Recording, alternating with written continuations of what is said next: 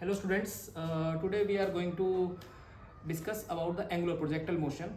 Angular projectile motion क्या होता है?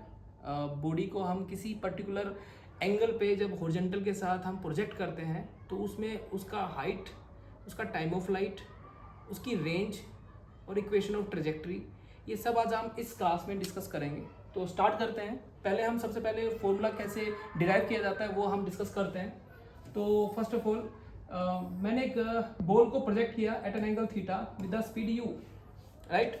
अब मैंने इसको प्रोजेक्ट किया, ना तो ये एक्स एक्सिस में है ना ये वाई एक्सिस में है. इसको वाई एक्सिस मान लिया, इसको एक्स एक्सिस मान लिया. ओके. अब जब हमने इसको प्रोजेक्ट किया तो प्रोजेक्ट करने के बाद इसका पाथ कुछ तो ऐसा होगा.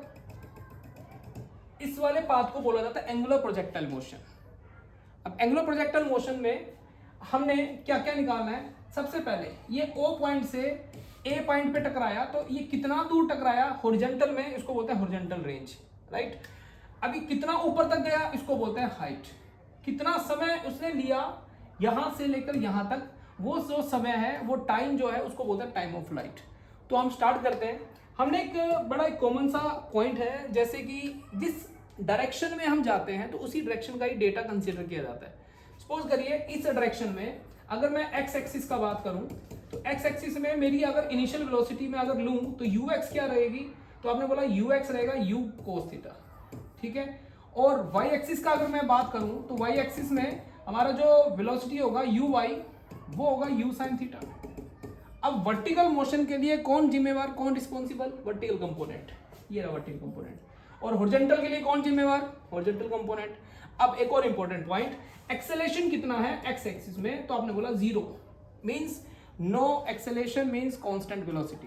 कांस्टेंट डायरेक्शन है, सॉरी कांस्टेंट वेलोसिटी है एक्स एक्सिस में, बट अगर हम वाई में बात करें तो उसमें एक्सेलेरेशन है -g. ओके. सबसे पहले हम इसमें निकालेंगे टाइम ऑफ फ्लाइट. तो टाइम ऑफ फ्लाइट कैसे निकाला जाएगा. टाइम ऑफ फ्लाइट के लिए हमने ये इक्वेशन लगाया u y t plus half a t square. Okay. Suppose करिए यहां से जब आपने प्रोजेक्ट किया तो ये गया ऊपर और वापस आ गया ग्राउंड पे, स्ट्राइक किया अगेन. तो हमने बोला कि y का वैल्यू क्या है यहाँ 0, यू वाई कितना है यू साइन थीटा, t क्या लिया पूरा t, माइनस माइनस क्यों आया, क्योंकि ग्रेविटी हमारी नीचे डाउनवर्ड काम कर रही है तो हमने नीचे कंसीडर किया साइन कन्वेंशन में माइनस नेगेटिव, ऊपर वाला डायरेक्शन क्या रहेगा पॉजिटिव रहेगा. तो ये रह गया टी स्क्वायर. तो जब मैं इसको थोड़ा इधर ट्रांसफर करूंगा लेफ्ट हैंड साइड में तो t square g by two is equal to u sine theta into t, negative negative cut जाएगा. तो हमारा जो टाइम ऑफ फ्लाइट आया वो आया 2u sine theta by g. Okay. तो टाइम ऑफ फ्लाइट कितना हो गया 2u बाई जी. चलिए ये तो आ गया हमारा टाइम ऑफ फ्लाइट. ओके. अब हमने यहां लिख लेते हैं इसको, ठीक है. अब मैं हाइट निकालूंगा. तो हाइट में कैसे, सोचिए ये यहां तक गया, इसको ऊपर ले जाने के लिए कौन जिम्मेवार, u साइन थीटा. तो ये इतना ही गया, इसका मतलब यहां तक इसकी आगे वेलोसिटी क्या हो गई 0 हो गई. जैसे कभी बॉल को आप ऊपर फायर करते हो, फेंकते हैं हम ऊपर की तरफ, तो कुछ देर बाद ये यहां आगे रुक जाती है वापस आती है. इसका मतलब हमने मान लिया कि इसका यहां पे वर्टिकल कंपोनेंट जो है फाइनल वो 0 है. ओके. इनिशियल कंपोनेंट है तो हमने इक्वेशन लगाई v y square u y square is equal to 2as, v y 0 है minus u square sine square theta is equal to 2g into h, minus minus cancel. तो h कितना है बेटा u square sine square theta by 2g. Okay. ठीक है. ये आ गई हमारी हाइट. अब हमें निकालना है रेंज. रेंज कैसे निकालेंगे, रेंज है हॉरिजॉन्टल में तो ये आएगा uxt प्लस हाफ axt का स्क्वायर. ax 0 है वो लिखा है वहां पे, तो ux कितना है बेटा u cos थीटा. t हम निकाल चुके हैं, वर्टिकल के लिए हॉरिजॉन्टल के लिए सेम रहेगा. तो t हमारा 2u sine theta by g. जब हम इसको पूरा डिराइव करेंगे तो r की वैल्यू आएगी, r की वैल्यू आएगी बेटा u square sine 2 sine theta cos theta का वैल्यू होता है sine 2 theta divide by g. तो ये हमारा रेंज आ गया. अब हम चलते हैं न्यूमेरिकल्स पे, प्रॉब्लम्स कैसे ऐसे आती हैं इसमें. तो मैं फिर से मैं सारे इक्वेशंस में लिख देता हूं. हाँ, एक और इंपॉर्टेंट बात, यहां पे एक y के लिए, मतलब y का एक अगर वैल्यू मानूं मैं तो वो उसके लिए x की 2 वैल्यूज आती हैं.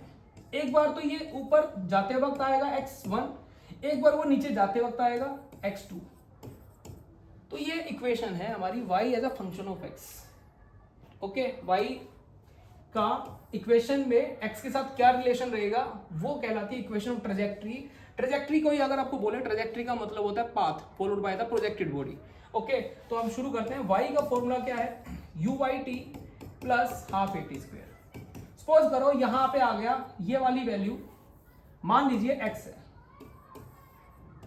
ओके, अब अगर देखा जाए तो x किसके बराबर है, वेलोसिटी इस डायरेक्शन का क्या रहेगा, u cos theta. Okay, time t, तो t कितना आया, x by u cos theta.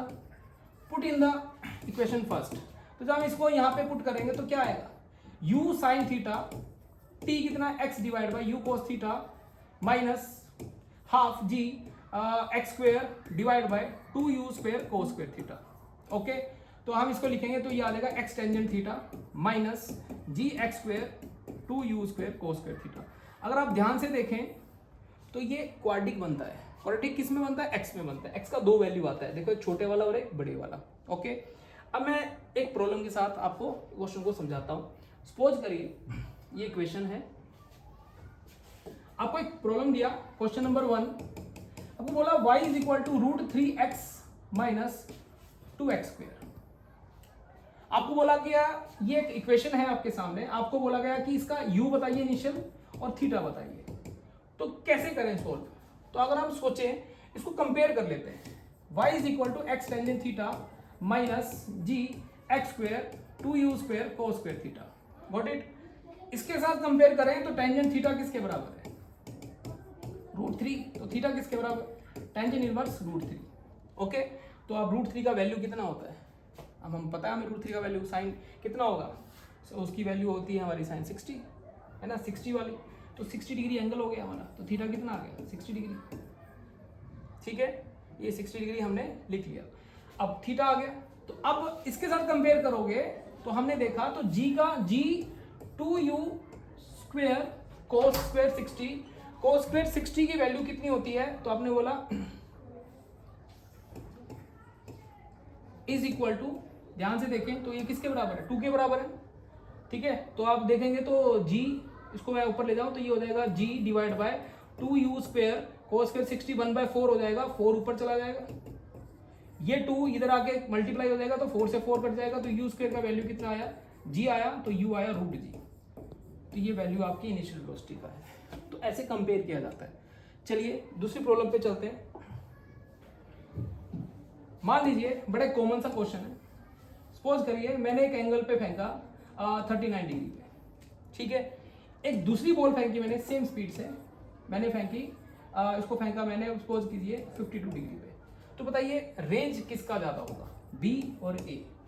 Are A is greater than R B, R A is equal to R B, R A is less than R B. अब इसको हमने जल्दी जल्दी से solve करना है। 52 डिग्री का अगर बात करें तो हमें कोई वैल्यू नहीं पता उसका, साइन 52 कितना होता है, साइन 39 कितना होता है। इसका एक शॉर्ट ट्रिक है, शॉर्ट ट्रिक क्या है बताता हूँ।